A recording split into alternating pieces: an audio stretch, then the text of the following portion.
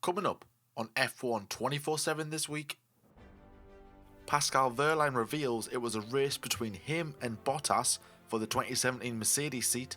FIA conclude their investigation on Kvyat's loose seatbelt. Jacques has a new commentary role, and we take a look at the latest transfer news in Word on the Street.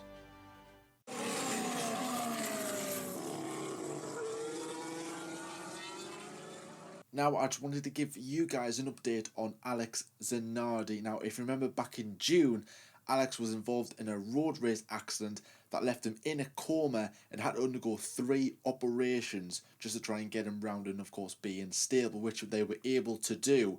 Now, since then, the media went a bit quiet, gave him a bit of private time just to get, hopefully recover and, of course, let him be with his family. Well, we've got some good news, guys. He is improving. Reports are saying that he is improving, and in actual fact, has been moved to a hospital closer to his home in Italy. So that is some very good news to start off with. We need some good news in 2020, and I think this is some signs of significant improvement for Alex Zanardi. But of course, he has got a long way to go yet before he can make a full recovery. And of course, as always, our thoughts are with him and his family, and fingers crossed he can make a full recovery very soon. Our thoughts are with you, Alex. It's been 4 years since Nico Rosberg shocked the entire F1 nation by announcing his retirement 4 days after winning his first World Championship in 2016. I mean, I can't believe it's 4 years ago since then. What a really good season 2016 was, despite the Mercedes dominance.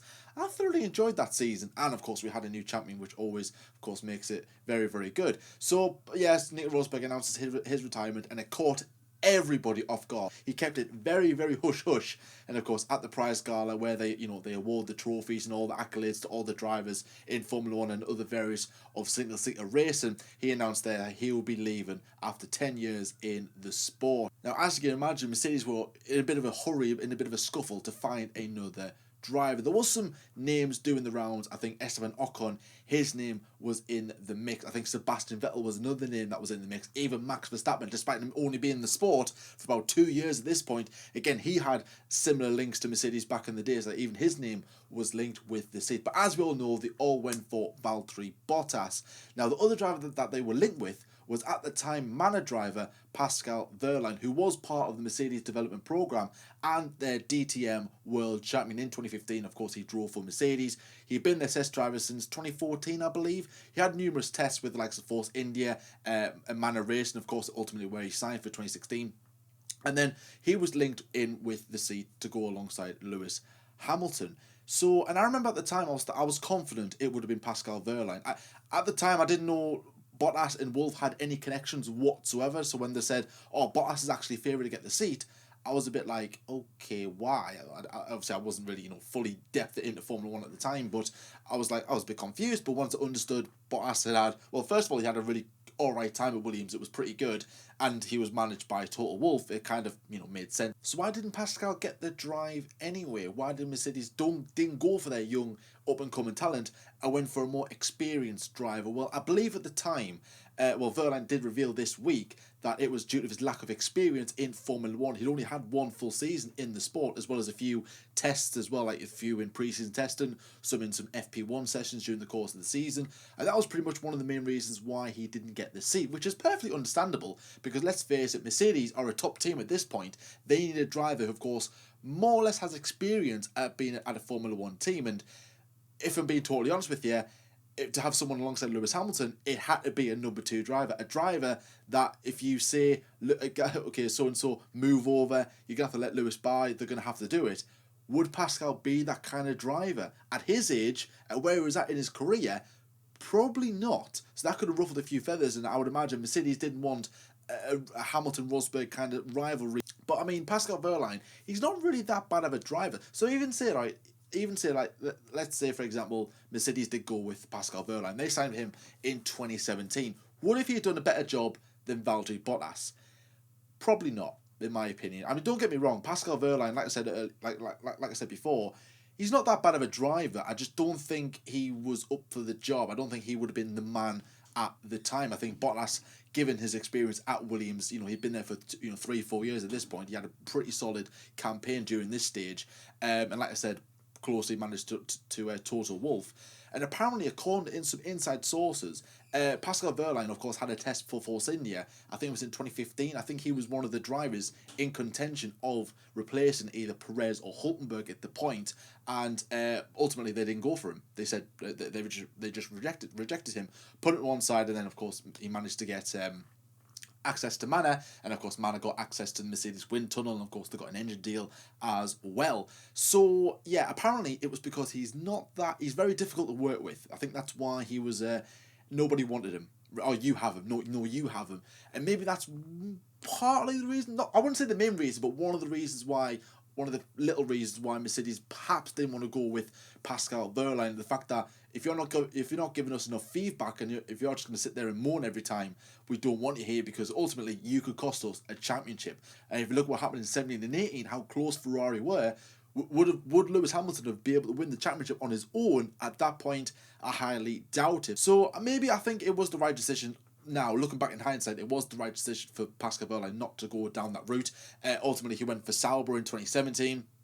And then he left the sport to go back to. He did a brief DTM stint. Then he went off to Formula E, where he is now. He had a couple of years at Mahindra, and now he's just signed for the Porsche Formula E works team for the 2021 season. So I'm excited to see what Pascal Wehrlein can do in that category.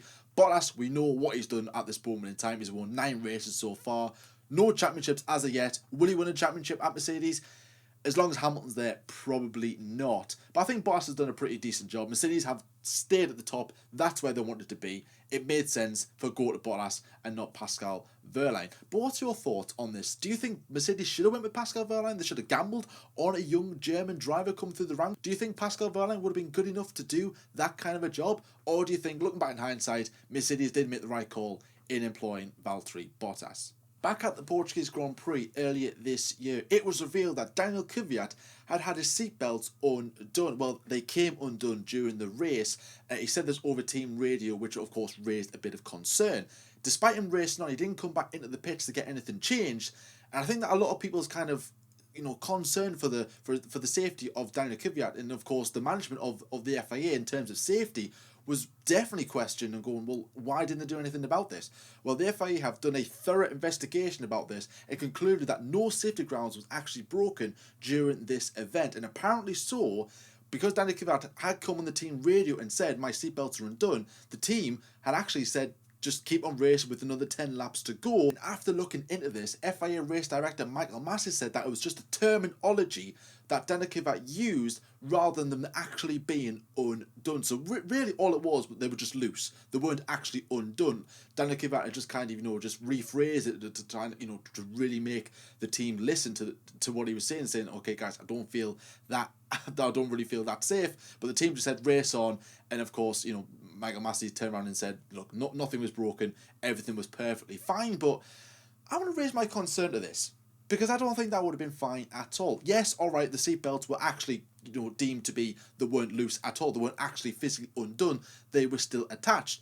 But if they were a bit loose and Daniil Kvyat could move more in the car than what is probably, let's say, permitted, or what he should be able to move in the car, then certainly they should have done something and maybe said Toro Rosso, AlphaTauri, maybe give them a bit of a reprimand, or even a little bit of a fine, you could say, for breaching safety grounds. Because if Daniil Kvyat were to have a big accident and he was to be seriously hurt, or even worse than that, due to the fact that his seatbelts were actually undone, or even loose for that matter, this could really come back to bite a lot of people on the backside. And again, like I said, it's really raised a lot of questions about what the hell is going on behind the scenes in Formula 1. Now, the FIA stewards are already under immense pressure and immense criticism by fans anyways for their stupid decisions that they've made during the course of the season. They're very inconsistent decisions, like investigating something after the race, like Verstappen's incident. Did he cross the line? Did he not? At the recent Grand Prix in Turkey, it was just a bit of a why? Just look, he either crossed the line or he didn't. It's simple as that, really. I don't get what's so complicated. Of course, there are other things that they need to look into more so fair enough. But little things like that, hey, it could have been investigated during the course of the race. Now, this isn't the first time seatbelts have came into the safety or even the media fold. Back at the Spanish Grand Prix, Charles Leclerc span out during the towards the end of the race. and his engine switched off and he couldn't get it started again. So he undid the seatbelt, and that for him was race over. But then he got the car going again, and then he continued on racing for a bit. Now, it was later revealed after the race that he actually did 2 laps without his safety belt on before he pitted. Of course, went into the pits to then get his seatbelt reattached. Nothing was ever said about this. Which, why? How? What? I'm baffled by this. The FIA did not look thoroughly into this. He had no seatbelt on, for God's sake. What more does he have to do to say, guys, nothing's happening, like, all the seatbelts are off? Why didn't the FIA look into this? Which, again, just proves as to what the hell's going on upstairs. What are they doing? Are they watching the race? Are they watching the cricket? No. Are they watching the football? Are they watching something else? I don't know. Just do something about this. This is ridiculous. I mean, once, alright, don't do it again, but twice, I mean, come on. Alright, Daniil Kvyat wasn't as severe, but still, though, it was still unsafe.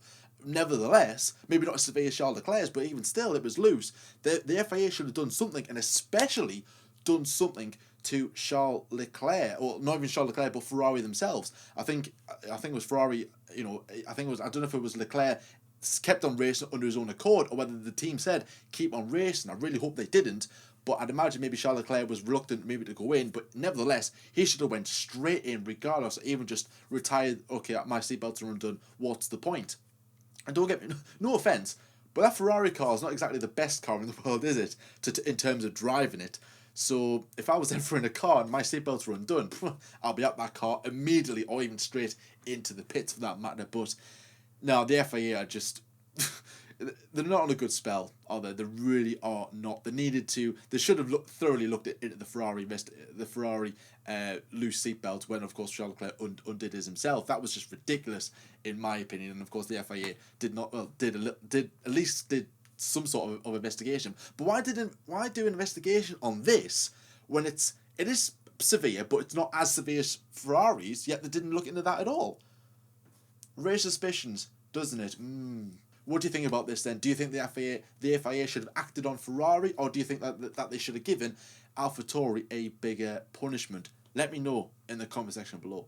Very popular man and all-round nice guy, Alex Jacques has a brand new commentary role.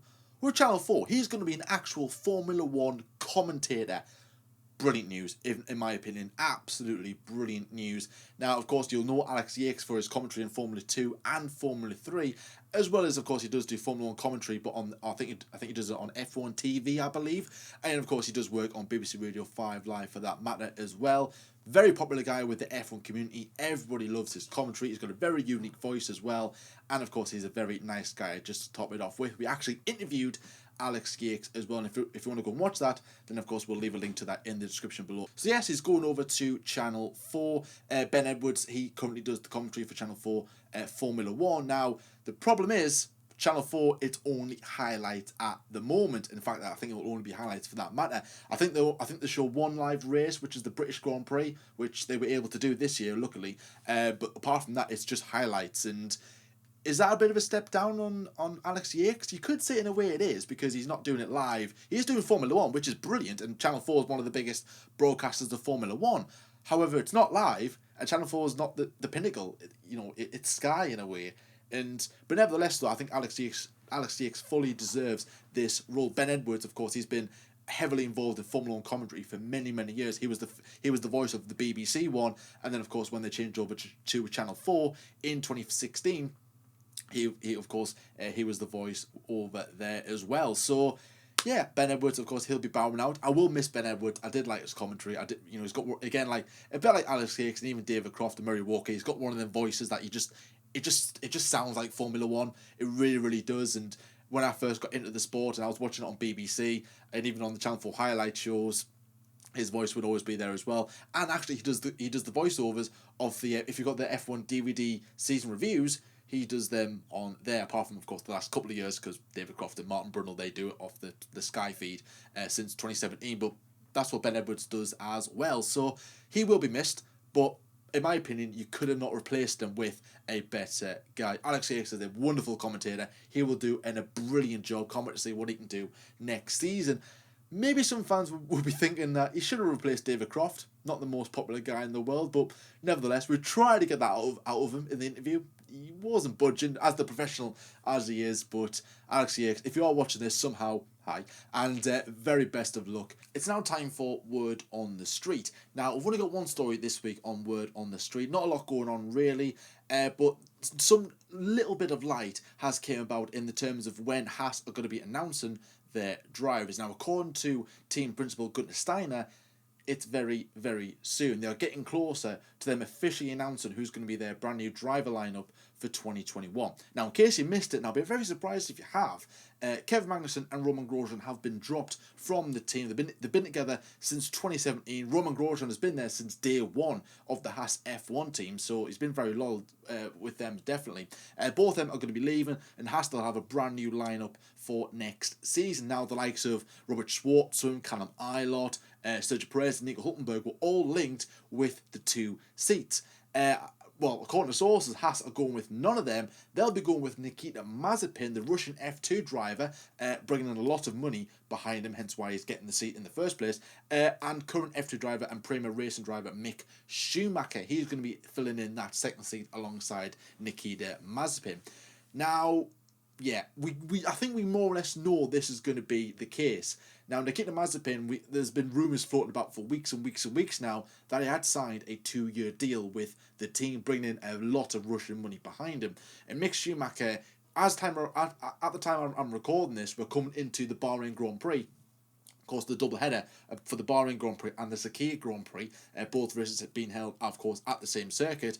F2 are heading into their final 2 rounds at that weekend, and Mick Schumacher is one of the drivers in contention, I would say the favourite, to take the F2 title this season, despite, if he keeps, of course, on track and his car doesn't blow up or anything like that, or breaks down for that matter. So, fingers crossed, Mick can get the title.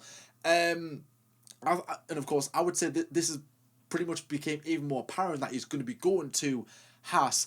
Well, firstly of all, it was rumoured he was going to be going to Alfa Romeo, but they kind of squandered this by announcing Kimi Räikkönen and Antonio Giovinazzi as their new, the same driver lineup for another season. And Mick Schumacher was going to get an FP1 role with Alfa Romeo at the Eiffel Grand Prix a few months back, but the FP1 session was totally washed off. In fact, all the Friday was washed off on that weekend, FP1 and FP2. And Callum Eilert, another driver, I think he was in the Haas, I believe. I think he was one of the drivers going in the Haas seat, but he couldn't do that because, again, the rain just called it off, unfortunately. Now, the word promised that they were going to be getting another run at it. Now, Callum Eilert has got a run with the Alfa Romeo team this time, which is, of course, really, really good. However, Mick Schumacher has not been announced as he's going to be doing an FP1 run in Abu Dhabi. It was rumoured he was going to be doing the other FP1 running at Abu Dhabi because he was promised an FP1 session. He didn't get it with the Alfa Romeo team. But since then, both drivers have been announced, and only Callum Eilert has been announced as the FP1 runner. No Mick Schumacher. Why is that? Because more than likely he's going to be going to Haas. Will he make an FP1 appearance at the Abu Dhabi Grand Prix with the Haas F1 team? I don't think so. I think he'll be more getting prepared for the actual seat itself, possibly wrapped up the F2 title by then and wants to go and relax for a bit, get away from it all, and of course get ready for his first full season in Formula 1. So more than likely it is going to be those two. When am I guessing that this will be announced? Maybe next weekend.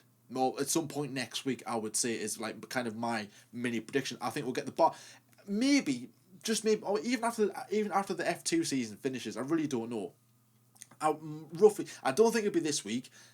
Maybe next week, or even after the F2 season. Definitely before the Abu Dhabi Grand Prix. That's when we'll know. It won't be after the season. Definitely not. But I'm believing between now and maybe before, even after the Sakhir Grand Prix, it's about 10 to 15 days between now and then. So it's going to be interesting to see what happens. We know it's going to be those two. It's just a case of when they're going to be announcing it. Can't wait to see what they can do. Mick Schumacher, very, very talented driver. Nikita Mazepin, yeah. I think a lot of people know more about him than I do, but I'm not going to say much on it anyways. But that is, of course, word on the street, and that is F1 24/7 news this week. Thank you so much for watching, as always. Comment below about any opinions or anything that I've said into this episode that you want to kind of share, get your thoughts about any of the stories that I've said. And speaking of the stories, all the links to those articles will be in the description below. Go and check them out, and of course, give credit to the right publicators. If you're new around here, then please like and subscribe as well. Watch what you're doing. Stay safe as always, and until next time, guys. I'll see you later.